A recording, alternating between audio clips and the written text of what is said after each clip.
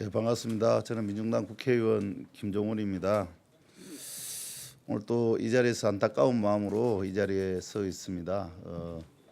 얼마 전 태안에서 우리 김용균 청년 노동자가 사망에 이르르면서 산안법이 일부 개정이 되기도 하고 더 이상 죽지 않고 일할 수 있도록 해달라는 요구가 전국민적인 요구가 있기도 했습니다. 그런데 얼마 되지 않아서 또다시 수원의 한 건설 현장에서 특성화고 출신의 건설 노동자 김태규의 안타까운 죽음이 있었습니다. 오늘은 그 유가족과 건설 현장에서 일하는 청년들이 함께 기자회견장에 섰습니다. 시공사에서는 이 사고를 단순 실족사라고 합니다. 따져볼 것들이 많은 부분이 있습니다. 그는 사고 당일 닫혀 있어야 할 엘리베이터 반대편문으로 떨어졌고 그 청년은 안전화가 아닌 운동화를 신고 있었다고 합니다. 일용직에게는 제대로 된 안전장비조차 지급되지 않았다는 주장입니다. 엘리베이터 출입구 안전장치가 미흡했다는 주장 등 여러 가지 의혹들이 속속 드러나기도 했습니다. 이와 관련된 경찰의 철저한 수사가 진행되어야 할 것입니다. 문제는 산업 현장에서 계속되는 청년 노동자들의 죽음을 우리 사회가 계속 방치할 것인가 하는 문제입니다. 이 청년의 죽음을 또 한 번의 사고로 넘어가서는 안 될 일일 것입니다. 올해 1월 국회는 28년 만에 산업안전보건법을 전면 개정하기도 했습니다.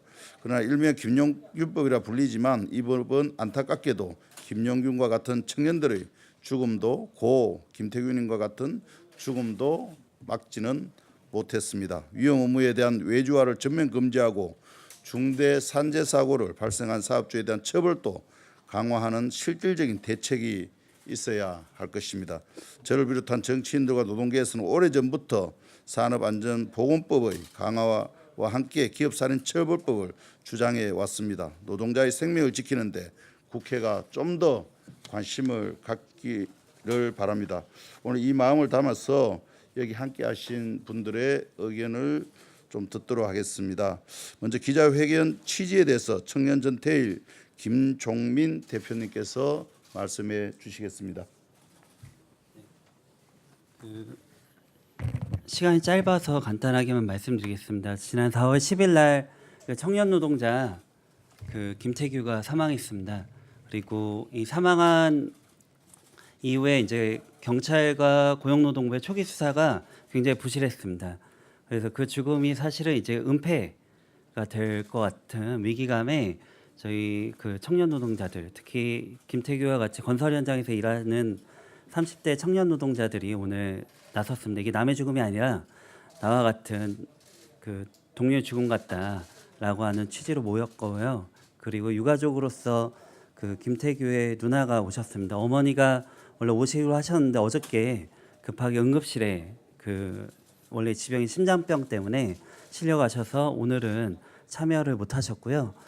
네, 어떤 이렇게 좀 기자회견이 되고 언론에 보도가 나면 실제 사측과 고용노동부와 경찰의 움직임이 있습니다. 그래서 오늘 꼭 보도 부탁드리겠습니다.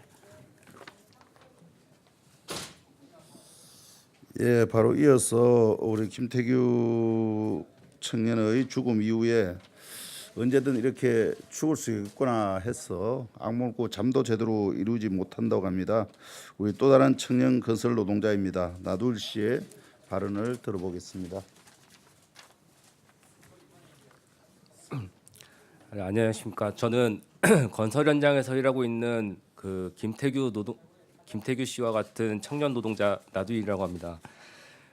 저희 건설 현장은 매년 700명의 노동자들이 죽어나갑니다. 하루에 2명꼴이죠.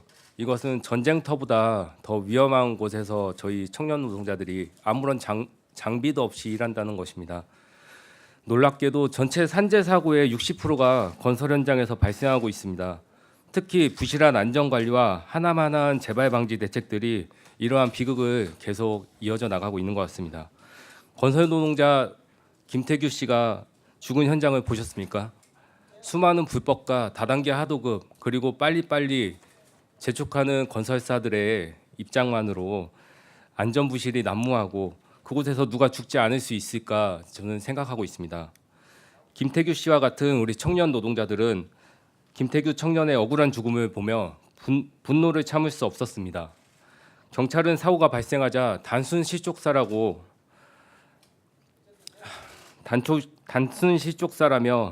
노동자의 잘못으로만 떠밀고 있습니다. 실족사라니 말도 안 됩니다. 이런 현장에서 어느 누가 가도 죽을 수 있고 어느 누가 가도 다칠 수 있는 그런 곳에서 단순 실족사라니 이건 정말 말도 안 되는 것 같습니다. 이러한 수사 행태를 강하게 규탄합니다. 그간 진행된 과정을 보면 우리는 언제든 내가 김태규 대신 죽을 수 있었다라는 생각으로 모두 이 자리에 나왔습니다. 아르바이트와 용역을 포함해 건설 현장에 경험이 있는 청년들은 굉장히 많습니다. 오직 돈만 세고 있는 건설사들의 탐욕으로 이 청년들이 오늘도 죽어가고 있습니다. 청년 건설 노동자 김태규의 죽음의 진상을 철저히 수사해야 합니다. 그리고 우리 사회는 이제 이런 재해를 유발한 건설사들에게 엄중한 책임을 물어야 합니다. 전국에 계신 건설 노동자 여러분, 특히 청년 노동자 여러분, 김태규 청년의 죽음의 진상을 밝히고 재발 방지 대책을 마련해 우리 스스로를 지키는 길을 찾을 수밖에 없습니다. 함께 해주시기 바랍니다. 예, 바로 이어서 또 다른 청년 건설 노동자입니다. 우리 서원도 씨의 발언을 들어볼 수 있도록 하겠습니다.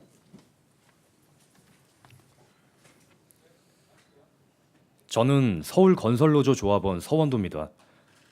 먼저 갑작스러운 일로 세상을 등지게 된 고인께 애도를 표합니다. 건설 현장은 항시 위험에 노출된 곳입니다.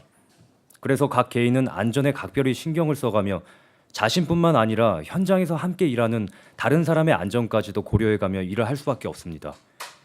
저 역시 고소 작업을 하는 경우가 다소 있는데요. 안전 고려를 비롯한 여타의 안전 조치를 취했음에도 현실적으로 안전 조치가 완벽하다고 하기는 어렵습니다. 어쩔 때는 공기에 쫓겨 발판도 없는 간신히 두 발만 서 있을 수 있는 파이프에 올라 시공을 하는 경우도 있었습니다. 어쩌다 파이프가 조금이라도 흔들릴 때면 어찌나 놀라는지 떨리는 가슴을 한동안 진정시켜가며 다시금 일을 할 수밖에 없었습니다. 그래서 고인의 일이 결코 남의 일 같지가 않은 터라 이 자리에 서게 됐습니다. 현장 노동자 외에도 우리의 안전을 책임지는 주체는 또 있습니다. 바로 사업주인데요. 사업주는 산업안전보건법에 의거하여 사업주로서의 의무와 안전조치 의무사항이 있습니다. 현재 제가 일하고 있는 곳은 대기업이 원청인 곳입니다. 저희 현장은 안전관리에 완벽하다고 할 수는 없어도 사측에서 안전조치 의무를 이행하는 데 성실히 수행하고 있습니다. 안전관리자를 다수를 배치하여 우리가 시공을 하고 있는 곳에 상주하며 혹시나 있을 수 있는 위험 요소를 제거하여 우리 노동자들을 위험으로부터 보호합니다. 그러나 고인에 관련한 기사를 보면 의아한 점이 한두 가지가 아닙니다. 먼저 안전보호구 착용 문제인데요. 현장이라는 곳은 언제 어디서 낙하물이 떨어질지 몰라 안전모 착용은 선택이 아닌 필수 사항입니다. 그런데 고인께서는 안전모를 지급받지 못해 현장에 방치된 안전모를 주워다 썼다는 내용을 접하고 고인이 근무한 현장이 얼마나 열악한지 간접적으로 알 수 있었습니다. 단순한 작업이라 할지라도 사람이 일할 수 있는 최소한의 안전한 환경을 제공하는 게 산업안전보건법의 취지입니다. 그러나 고인이 일한 현장에서는 이런 최소한의 안전조치도 이루어지지 않은 것으로 보아 사업주로서의 의무 이행에 있어 책임 소지가 분명해 보입니다. 또한 3일째 일을 하면서 안전화가 아닌 일반적인 나이키 운동화를 신고 일했다는 것에 기함을 토할 수밖에 없었습니다. 현장의 바닥엔 뾰족한 못을 비롯한 신체에 상해를 입힐 만한 것들이 바닥에 널려 있습니다. 이는 현장에서 일을 해보지 않은 사람조차도 알 수 있는 사항임에도 이러한 기본적인 조치조차 이루어지지 않은 것으로 보아 이는 사업주의 책임 방기라 봐도 무방합니다. 저는 이번 일이 사고가 아닌 어쩌면 살인일 수도 있다는 생각을 해봤습니다. 사람이 항시 위험에 노출되면 노출된 위험에 대해 어떠한 대비책도 없이 일할 수밖에 없는 환경이라면 언제든 사람이 다치거나 죽어도 이상할 게 없기 때문입니다. 이것을 두고 과연 고인의 과실이라 부를 수 있을까요? 완벽하다 할 수는 없어도 최소한의 조치조차도 취하지 않은 이런 사측의 아니라고 무책임에 대해서 어째서 수사기관과 고용노동부는 이렇다 할 만한 결과를 내놓지 못하는지 통탄스러울 뿐입니다. 이 일에 관련해서 제대로 된 진상조사와 더불어 관련자 처벌이 속히 이뤄져야 할 것입니다. 다시 한번 안타깝게 명을 달리한 고인께 애도를 표하며 마치겠습니다. 예, 얼마 전 산재 사망 사고를 당한 김태규 청년 건설 노동자의 누님이시기도 합니다. 바로 이어서 말씀해 주실 텐데요. 말씀을 들어보면 20살 때부터 건설 현장에서 또 비정규직 노동자로서 또 안전 조치가 제대로 되어 있지 않는 현장에서 그렇게 일을 해왔다고 합니다. 가정을 책임지기 위해서, 가족을 책임지기 위해서 그렇게 일할 수밖에 없는 처지였겠지요. 그런 어떤 늘 죽음과 삶의 경계선에서 일하는 동생을 보면서 마음이 많이 안타까웠는데, 또 이렇게까지 이 상황이 이러고 보니까 더더욱 누구보다도 가슴을 쥐어짜듯 아플 수밖에 없는 심정일 듯합니다.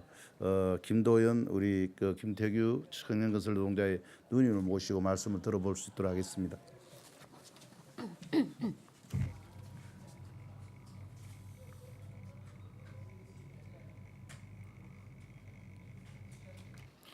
안녕하십니까. 고 김태규 누나 김도연입니다. 저희 태규가 세상을 떠난 지 42일째 되었습니다. 그동안 살면서 겪지 못한 수사기관에 대한 추악한 민낯을 보았습니다.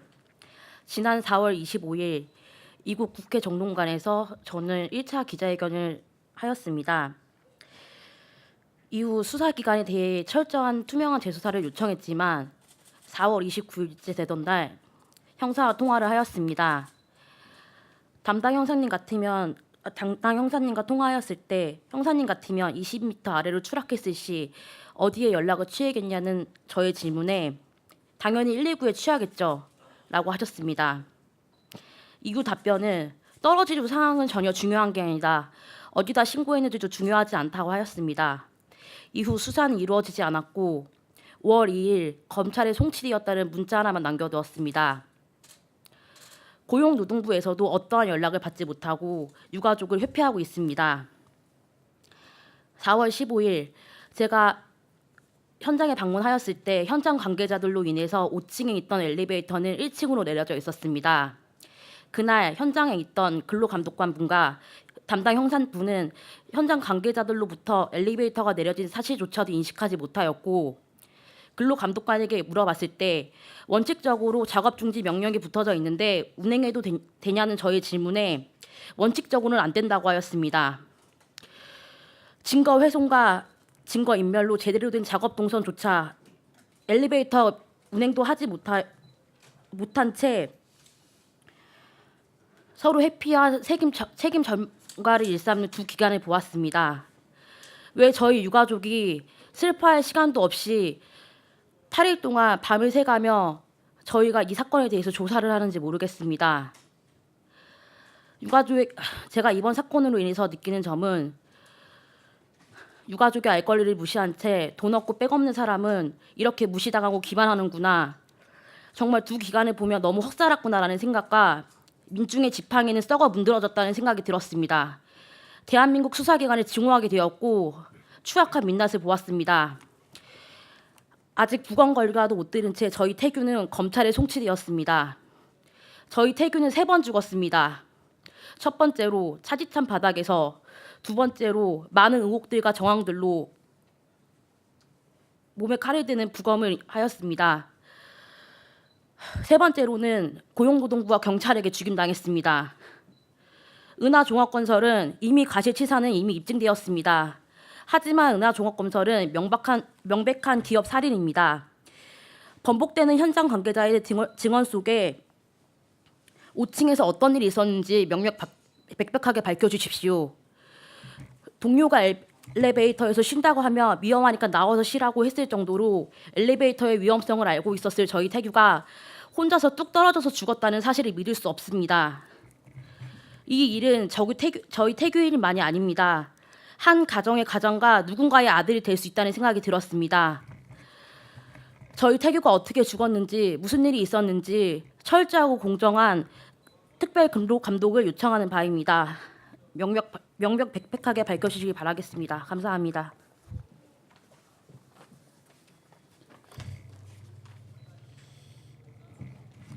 예, 마지막으로 기자회견문 낭독이 있겠습니다. 일하는 2030 대표를 맡고 계신 청년건설 노동자 박승아 님께서 해주시겠습니다.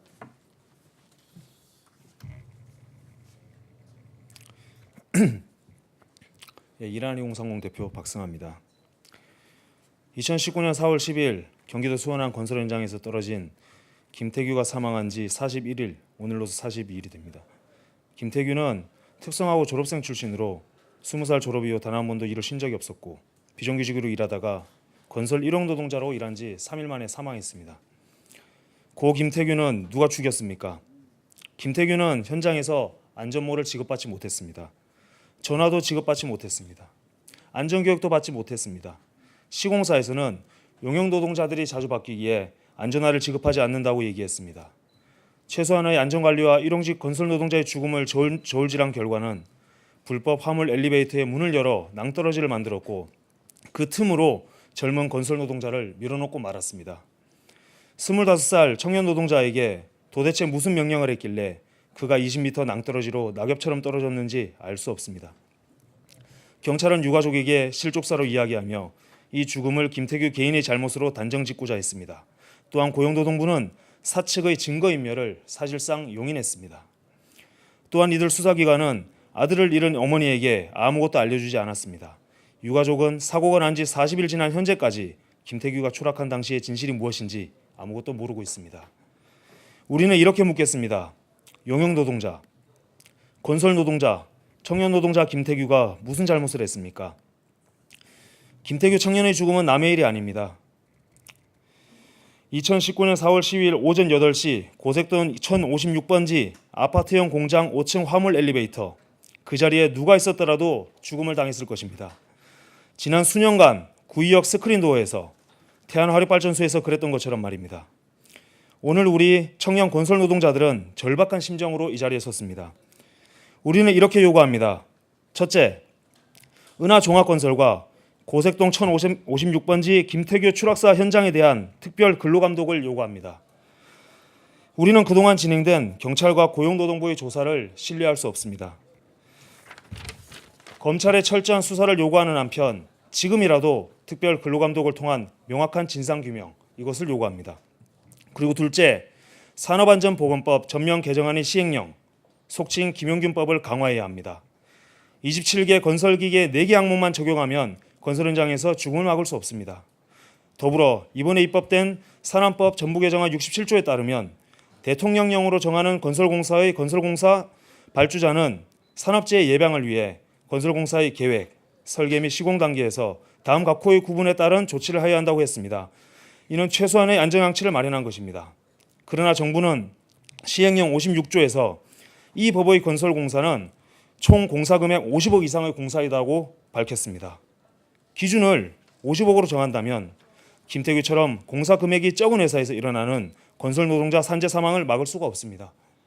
공사 금액 50억 기준을 삭제하거나 정부가 제시한 해외 사례만큼이라도 낮추는 게 마땅합니다.